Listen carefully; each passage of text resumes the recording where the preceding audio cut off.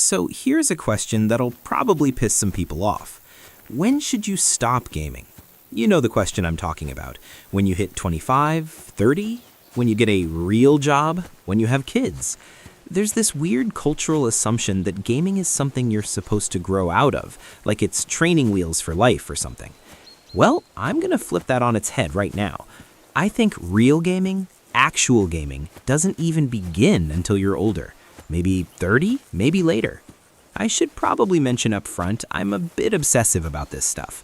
I have 190 platinum trophies on PlayStation, and no, that's not a flex, that's more of a confession.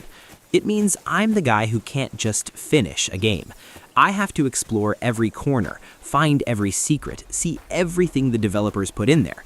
Sometimes to an unhealthy degree, honestly. I'm not someone who dabbles in games. I live in them. I complete them to the bone. I'm the guy who turns off his phone, puts on headphones, and disappears into a world for hours because that's the only way to really feel what a game is trying to tell you. Those 190 platinums, they just mean I've spent a lot of time with games. The long ones, the hard ones, the ones that demand everything from you. And honestly, all that time has taught me something that might sound backwards at first. This whole gaming begins at 30 thing. I actually mean it. And I think by the end of this video, you'll see why I'm not just saying that to be contrarian. Because gaming isn't just beautiful. It might be one of the most important things we can do as we get older. And I know that sounds insane, but stick with me here. Welcome to Heroes Fallout. This is my first video on this channel. And if you're vibing with what I'm saying, let me know. Because I've got a lot more to yap about when it comes to games. Today, we're talking about the beauty of gaming. Not the graphics, not the technology, but what gaming actually is, and why it matters more than people think. Alright, let's get into it. Now, I want to start with something I think every gamer has felt at some point.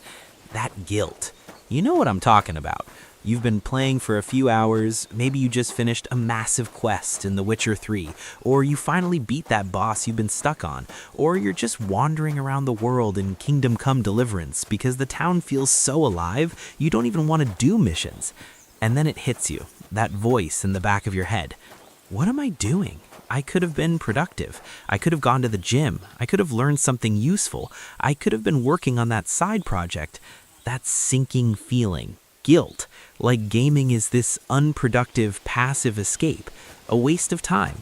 And here's the thing, that feeling doesn't come from nowhere. It's built into our culture. It's in the way we measure value in adulthood. The modern world runs on output. You're judged by your job title, how busy you are, how much you're grinding. Work culture, especially these days, pushes this unspoken rule. Downtime has to be earned. If you're not using your time wisely, you're wasting it. And gaming gets lumped in with the mindless entertainment bracket, right alongside scrolling TikTok or binge-watching Netflix. Except somehow gaming gets it worse, because at least when you watch a critically acclaimed show, you can say you're appreciating art or whatever. But games still treated like kid stuff by a lot of people. But here's what I need you to understand. That guilt is based on a lie. You're not wasting time. You're recovering. You're recharging. And honestly, gaming might be one of the healthiest ways to do it. Think about it. When you finish a long day at work, and I mean a real grind of a day, where your brain's been on edge with deadlines and decisions and distractions, what does your mind actually need? It needs something that lets you engage without that same pressure, something that gives you structure without the stress, something that pulls you in and lets you focus on something other than the 100 things you're worried about. Games do that better than almost anything else. Research backs this up, by the way. Studies show that video games are one of the most effective forms of what's called active recovery, especially for people who feel drained or overworked. Games do a better job at recharging mental energy than passive activities, like watching TV or scrolling your phone. Why? Because they demand focus. They offer immediate rewards. They create a sense of control and accomplishment, all of which are linked to lower stress and improved mental resilience. You're not sitting there like a zombie. Your brain is actively working, but in a way that feels rewarding instead of draining. That's huge. But we don't talk about that. We talk about screen time like it's all the same, like spending 3 hours playing Red Dead Redemption 2, making moral choices, exploring a living world, experiencing a story about redemption and loss. Like that's the same as doom scrolling Twitter for 3 hours. It's not even close. And yet the guilt persists, because culturally we still haven't shaken this idea that games are for kids, that they're frivolous, that if you're still playing games past a certain age, you're, I don't know, immature, avoiding real life. But let's look at the actual facts. The average gamer is 32 years old. 32! Over 70% of gamers are over 18. Nearly half are working professionals. People play games to cope with stress, to stay connected socially, to challenge themselves mentally. Gaming hasn't stayed in the teenage bedroom. It's matured with us. We're playing narrative epics with 100-hour runtimes now. Games that explore trauma, grief, politics, philosophy. Games that require decision-making, logic, skill, planning. Nobody looks at a 30-year-old who reads sci-fi novels or watches 3-hour art house films and says, "Isn't that a bit childish?" Yet somehow gaming still gets that label. So where does that leave us? With a hobby that millions of adults participate in, that generates more revenue than movies and music combined, that's been recognized as legitimate art by museums and universities, and yet we still feel guilty about it. That's the cultural baggage we're carrying, and I think it's time we put it down. Because here's the truth. If gaming makes you feel better, if it gives you joy, if it helps you process stress or just gives you something to look forward to after a hard day, that's not a waste of time. That's taking care of yourself. That's living your life on your terms. And honestly, that's beautiful. But I want to dig deeper into this, because I think there's more to it than just gaming is okay, stop feeling bad. I think gaming offers something really specific, really valuable, that other hobbies don't quite capture. And to explain that, I need to tell you about what kind of gamer I am. So let me tell you what kind of gamer I am. I'm a completionist. Those 190 platinums mean I genuinely can't just finish a game and move on. I have to see everything, do everything, and honestly, I think that obsession has taught me something about what makes gaming special. It really comes down to two things. One, I'm an explorer, and two, I love that sense of accomplishment. Let me explain the explorer part first. When I start a game, let's say it's Kingdom Come Deliverance 2, which is my favorite game of all time, by the way, the moment they give me access to the open world, the moment I can just go wherever I want, that's it. I'm gone. I don't care about the main story. I don't care what quests I'm supposed to be doing. I'm off the rails, wandering into the forest, checking out that village in the distance, talking to random NPCs, finding hidden paths. I'm one of those people who gets massively overpowered for the actual missions because I've spent 20 hours just exploring and leveling up before I've even touched the first quest. And I love it. I love that feeling of discovery, of finding something the game didn't explicitly point me toward, of stumbling into a side quest or a hidden area, or just a beautiful view that makes me stop and appreciate what I'm looking at. Exploration in games hits different than exploration in real life. In real life, there's limits: time, money, geography, safety. But in a game, the whole world is yours. You can walk into that castle. You can climb that mountain. You can follow that road and see where it goes. And the best games, the ones that really understand what makes exploration magical, they reward that curiosity. Kingdom Come Deliverance 2 does this better than almost any game I've played. That's why it's number one for me.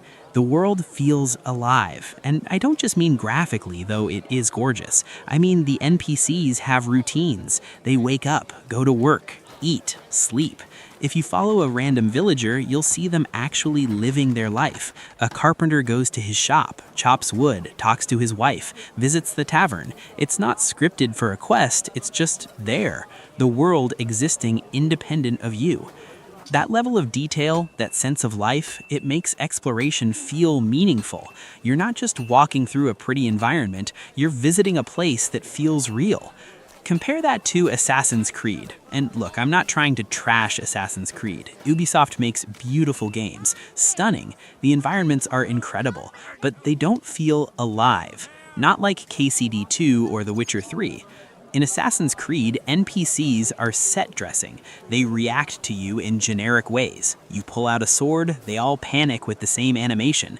You jump off a building, they scream, but it doesn't matter. None of it sticks. The world is pretty, but it's hollow. In KCD2, if you pull out a sword in the middle of town, people don't just run, they question you. Hey, what the hell are you doing? They react like real people would. And if you do something bad, word spreads. The town remembers. That guard you pissed off yesterday, he's still pissed off today. That's the difference between a world that's pretty and a world that's alive. And when a world feels alive, exploration becomes addictive. You want to see what's over that hill. You want to talk to that NPC and see if they have a story. You want to spend 50 hours just existing in that space because it feels like a place you could actually live in. Red Dead Redemption 2 has this too. That game is number 2 on my list, right behind KCD 2, and a huge part of why is because the world reacts to you. You make choices, good or bad, and the game tracks it with the honor system. Be a good person, help people, and Arthur Worgen becomes a better man. Be a bastard, rob and kill, and he becomes a monster, and the game shows you that. NPCs treat you differently. The story changes. Your ending changes. That reactivity, that sense of consequence, it makes your actions feel meaningful. You're not just pressing buttons, you're shaping a story. You're living in a world that cares what you do. The Witcher 3 is another one. That game is full of monsters and magic and fantasy, which I love. I'm a big sword combat guy, by the way. Give me a game with good sword fighting and I'm in. Ghost of Tsushima, Jedi Fallen Order. Even though that's a lightsaber, it still feels like sword combat. I love it. But what makes The Witcher 3 special is how alive the world feels, even in a fantasy setting. Geralt is a monster hunter, but he's also just a guy trying to make a living in a dangerous world. And the world is full of people with their own problems. Farmers worried about crops, soldiers dealing with war, families torn apart by conflict. You can help them or ignore them, but they're there, living, suffering, surviving. That's what I mean by alive. It's not about how many NPCs are on screen or how detailed the graphics are. It's about whether the world feels like it exists when you're not looking at it, whether it has depth. And when a game has that, exploration becomes more than just sightseeing. It becomes immersion. You're not just playing a game, you're living in a world. Which brings me to the second part of what makes me a gamer, the sense of accomplishment. See, exploration is great. I can wander around for hours and be perfectly happy, but at some point I need to feel like I'm achieving something, and that's where trophies come in.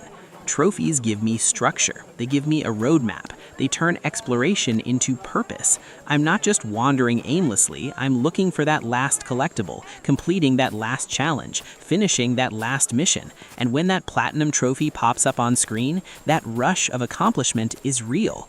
It's the same feeling you get from finishing a marathon or completing a project or learning a new skill. You set a goal, you worked towards it, you achieved it. That's not meaningless, that's meaningful. And this is why I'll always choose PlayStation over PC. Even if you gave me a $20,000 gaming rig that could run games at whatever crazy resolution, I'll still pick up my PlayStation controller. Why? 2 reasons. 1, convenience. I just love that I can pick up the controller, press the PlayStation button, and boom, I'm in. The console turns on, the game boots up, and I'm playing within seconds. No messing with drivers, no troubleshooting, no why is this crashing nonsense. Just press and play. But 2, and this is the big one, trophies. PC doesn't have a unified trophy system like PlayStation. Sure, Steam has achievements, but it's not the same. PlayStation trophies are standardized. Every game has them. They're tracked. They're permanent. They're part of your profile. And that matters to me, because when I complete a game, I want that platinum to mean something. I want it recorded. I want to look at my trophy list and see everything I've accomplished. Without that, I feel like something's missing. I can play a game on PC and enjoy it, sure, but if I'm not getting trophies, there's a lack of closure, I guess, a lack of validation. I'm a completionist. I need to feel like I've completed something, and trophies give me that. So yeah, that's who I am as a gamer, an explorer who needs structure, someone who loses himself in worlds that feel alive, but also someone who needs to feel like he's accomplished something tangible. And I think that combination, exploration and achievement, is what makes gaming so beautiful. It's not just escapism, it's purposeful escapism. It's losing yourself in something while also building something. Even if that something is just a list of digital trophies, it's still yours. It's still real to you. And that brings me to the next point I want to talk about, because gaming isn't just about what you achieve, it's about how it makes you feel. And that's where immersion comes in. So, I mentioned earlier that I'm the kind of person who turns off my phone and puts on headphones when I play. And I want to talk about why that matters. Because gaming, at its best, is about immersion. It's about letting yourself fully enter another world. And you can't do that halfway. You can't have notifications popping up, texts coming through, people interrupting you. If you want to really feel a game, you have to commit to it. Headphones on, phone off, distractions gone, just you and the game. And when you do that, when you really let yourself sink into a game, something magical happens. You lose track of time. Hours pass and it feels like minutes. You forget you're sitting on a couch holding a controller. You're there, in the world, living it. This has happened to me countless times. I'll start playing at 8 p.m. thinking, I'll just do one quest. Next thing I know, it's 2 a.m. and I'm still going. Not because I'm addicted or I can't stop, but because I'm genuinely engaged. I'm in flow. Flow state, that's what psychologists call it. That feeling of being totally immersed where time disappears and your brain is firing on all cylinders. Gaming is one of the most reliable ways to trigger flow because games are designed to keep you in that sweet spot between boredom and frustration. They give you challenges that are difficult but achievable, rewards that are earned but satisfying. And when you're in flow, you're not thinking about work stress or bills or anything else. You're just present, in the moment, focused. That's not a waste of time. That's peak mental function. But beyond flow, there's something else gaming offers that I think gets overlooked. Emotional catharsis. Games make you feel things. I'm a big fantasy RPG guy. I love games with magic and monsters and swords. Games like The Witcher 3, Dragon Age, Elder Scrolls. Part of why I love them is because they let me feel things I can't feel in real life. Heroism, danger, adventure, magic. Real life can be dull, let's be honest. You wake up, go to work, come home, repeat. There's not a lot of wonder in that, not a lot of excitement. But games let you fight dragons, save kingdoms, make impossible choices, be someone extraordinary. And that's not childish, that's human. We've been telling ourselves fantastical stories since we lived in caves, myths, legends, fairy tales. Gaming is just the modern version of that, except now, instead of hearing about the hero's journey, you live it.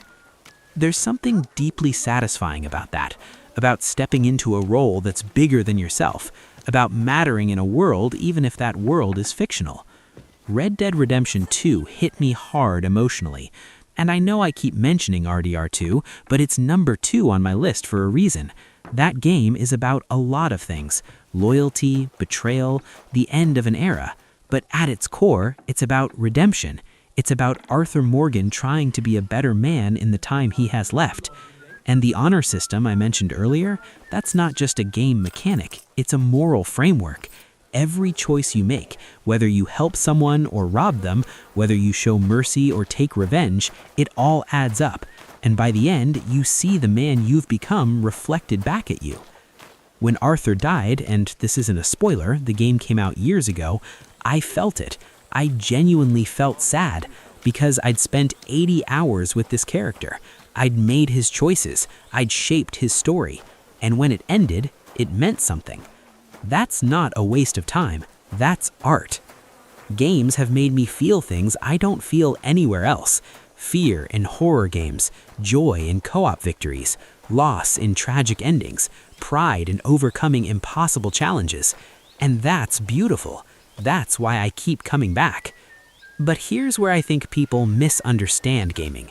They see it as pure escapism, and they treat escapism like it's a bad thing, like wanting to escape real life means you're avoiding responsibility or running from problems.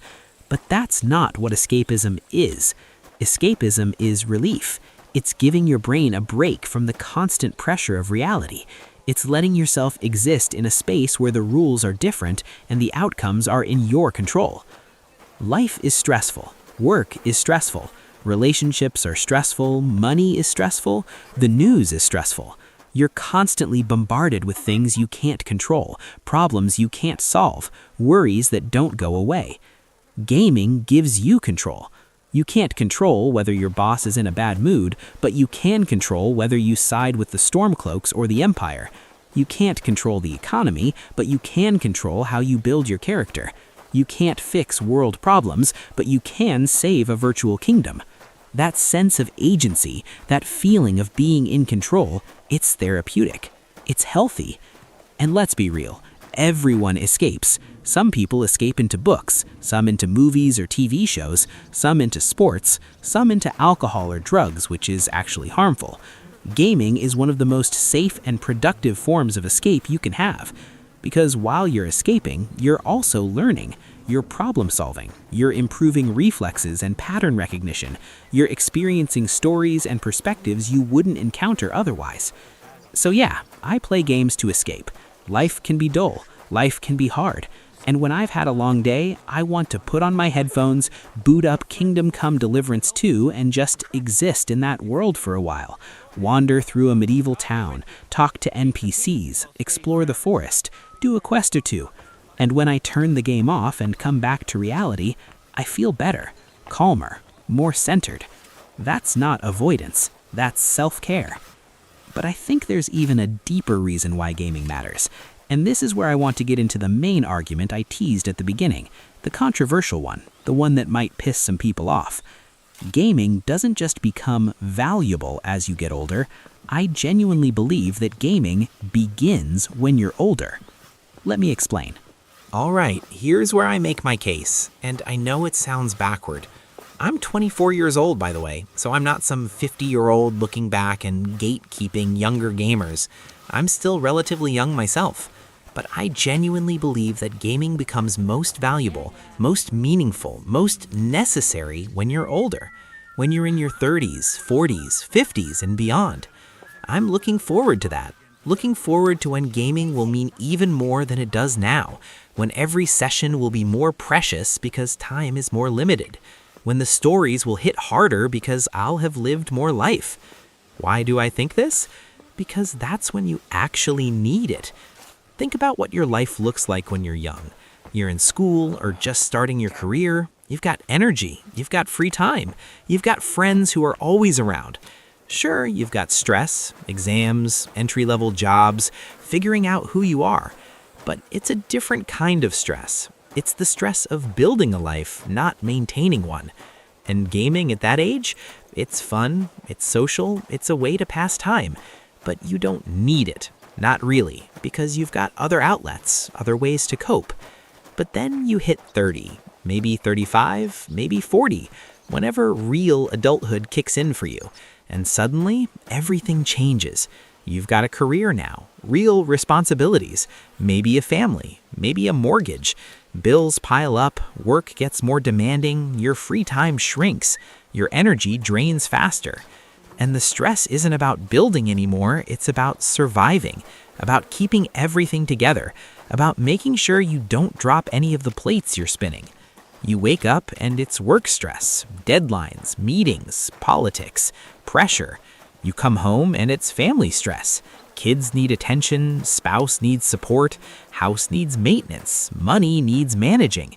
Where's the relief? Where's the space for you? That's where gaming comes in.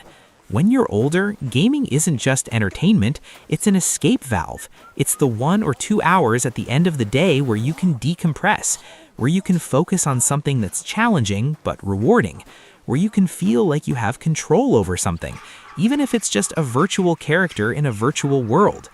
And here's the thing, you appreciate it more. When you're young, games are just one option among many, but when you're older and time is precious, Every gaming session matters.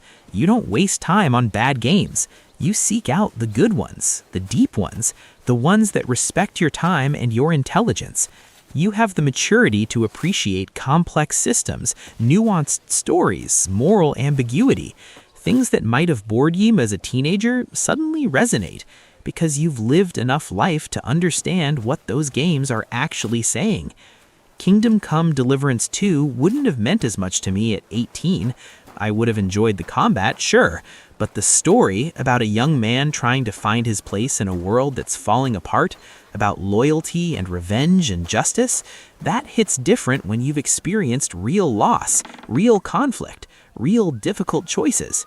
Red Dead Redemption 2's themes of time running out, of trying to be better before it's too late, of loyalty to people who might not deserve it, that resonates more when you're older, when you've felt time slipping away, when you've had to make hard choices about who you owe your loyalty to.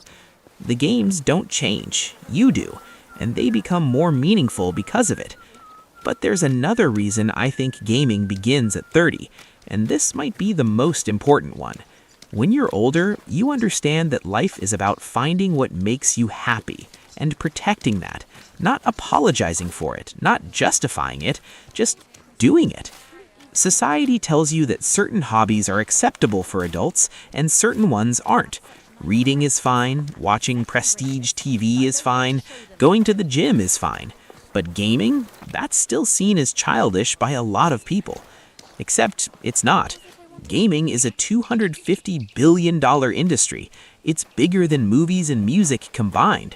It's the dominant art form of our generation, and the average gamer is 32 years old.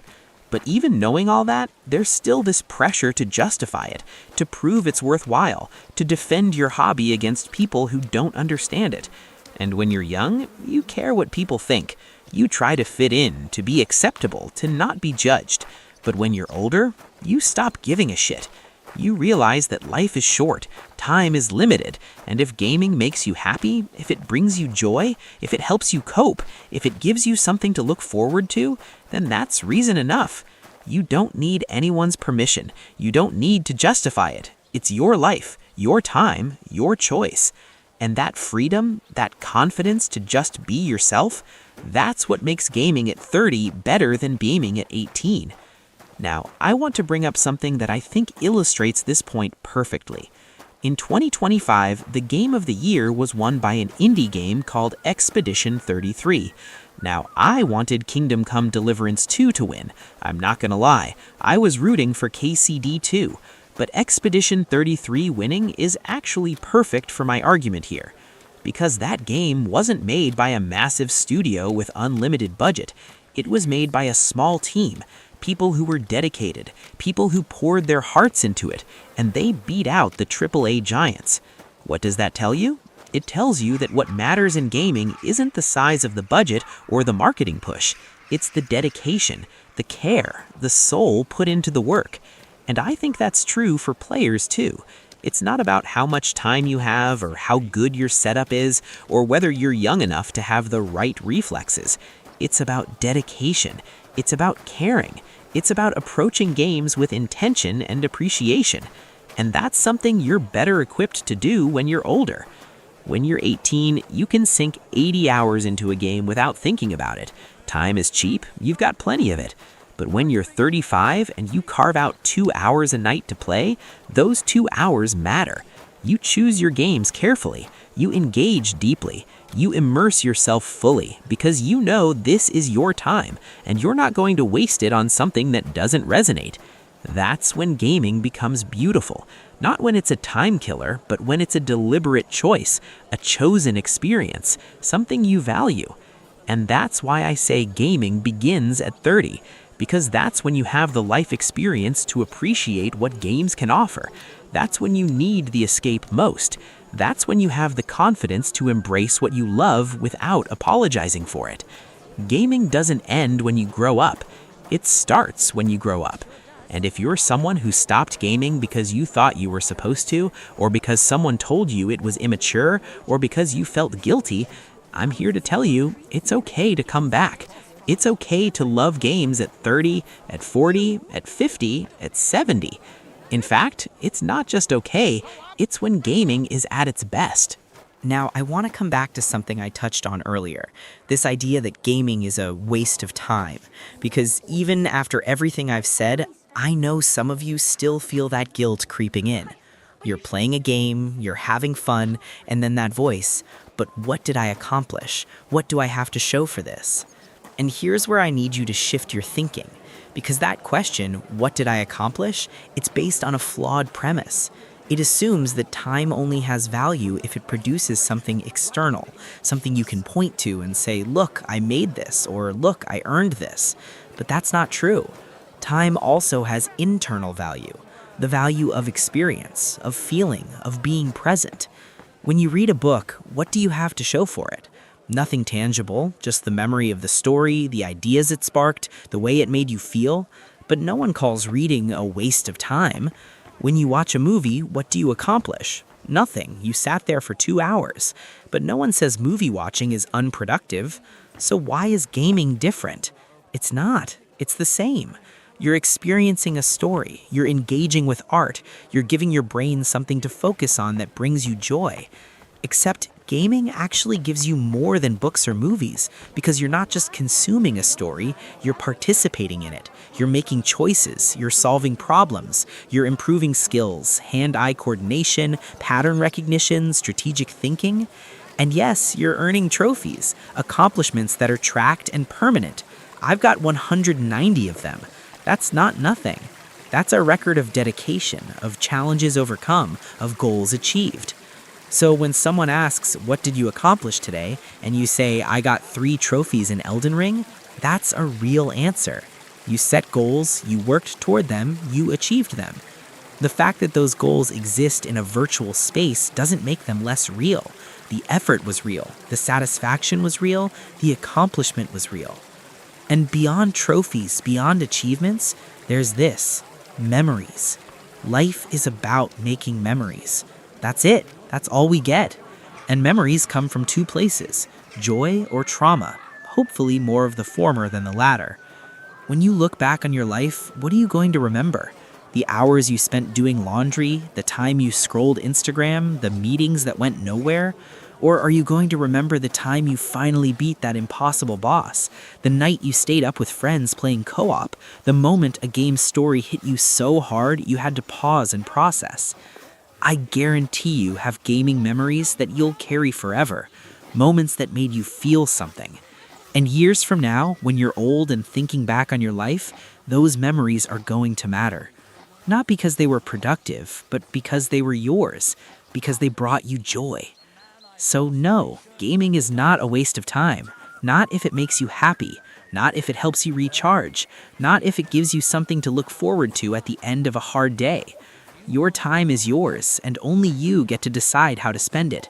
If gaming enhances your life even 1%, that's enough. That's justification. That's value. And anyone who tells you otherwise, anyone who tries to make you feel guilty for doing something you love, they don't understand. And that's okay. They don't have to, because it's not their life. It's yours. So I've talked a lot about why gaming matters, why it's valuable, why the guilt is misplaced. But I want to end on this. What actually makes gaming beautiful? Not just good, not just fun, beautiful. For me, it comes down to a few things. First, the worlds. I keep coming back to this because it's so central to why I love games. The best game worlds aren't just pretty, they're alive. They have depth. They feel like places that exist beyond your experience of them. Kingdom Come Deliverance 2 does this. The Witcher 3 does this. Red Dead Redemption 2 does this. These aren't just maps with objectives scattered around. They're places with histories, cultures, ecosystems. Places where you can lose yourself for hours just existing in them. There's something beautiful about stepping into a world that feels real, about walking through a forest and hearing birds, wind, distant conversations, about entering a town and seeing people going about their lives, about feeling like you're part of something bigger. That sense of place, of belonging to a world, that's beautiful. Second, the stories. Games tell stories in a way no other medium can. Because you're not just watching a character make choices, you are the character making choices. And that changes everything. When a character in a movie makes a terrible decision, you can judge them. But when you make that decision in a game, you have to live with it. You have to understand it. You have to feel the weight of it. That's powerful. That's beautiful. Third, the challenge. There's something deeply satisfying about overcoming a difficult challenge, about trying and failing and trying again and finally succeeding. Gaming respects that part of human nature. It gives you problems to solve, obstacles to overcome, skills to master. And when you finally beat that boss or solve that puzzle or earn that platinum trophy, the satisfaction is real. Because you earned it, not through luck, but through effort. That sense of mastery, of growth, of becoming better, that's beautiful. Fourth, the community. Gaming connects people in ways that are genuine and meaningful. You bond with people over shared experiences. You help each other. You compete, sure, but even competition creates connection. Some of my best friendships have been built or maintained through gaming. People I've played with for years, people I've never met in person but who I know I can count on. That sense of community, of shared passion, that's beautiful. And fifth, the art. Because gaming is art. It combines visual design, music, writing, acting, interactivity, all into one cohesive experience. The best games are masterpieces. The soundtrack from The Witcher 3, the visuals from Ghost of Tsushima, the writing from Red Dead Redemption 2, the voice acting from The Last of Us. These aren't just good for a game, they're good, period. They stand alongside the best art in any medium. And the fact that all these elements come together into something you can experience, interact with, shape, that's beautiful. Gaming is beautiful because it's human. It's creative, it's challenging, it's connective, it's immersive, it's meaningful, and it's yours. All right, look, this is my first video on this channel, and if you made it this far, thank you, seriously. I started Heroes Fallout because I wanted a place to just talk about games, not review them, not analyze them technically, just talk about what they mean to me, why they matter, what makes them special. And if you're vibing with what I'm saying, if any of this resonated with you, let me know. Comment, like, subscribe, whatever. Because if there's an audience for this kind of content, I've got a lot more to say.